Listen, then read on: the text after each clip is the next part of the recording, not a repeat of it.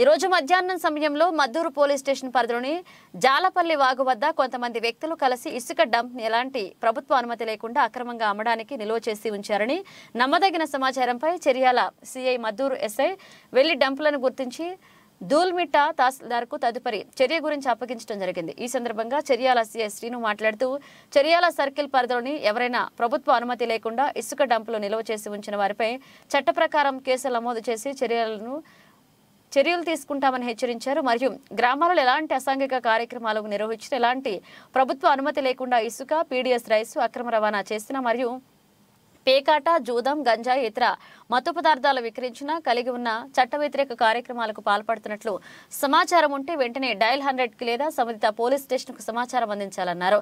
వారి పేర్లను గోప్యంగా ఉంచుతామని తెలియజేశారు।